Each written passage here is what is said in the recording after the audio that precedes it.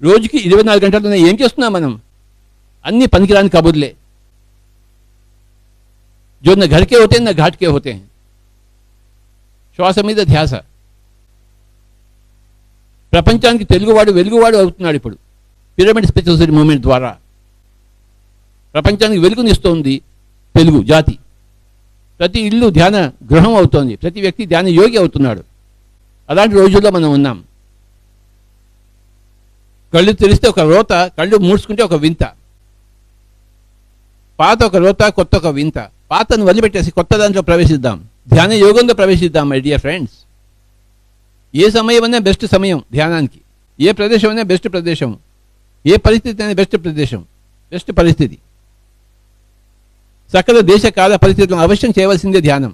ఒక్క క్షణం కూడా వృధా చేయకూడదు జీవితంలో. ఇప్పటికే ఎంతో వృధా అయిపోయింది జీవితం, సర్వనాశనం అయిపోయింది మన ద్వారా మన జీవితం.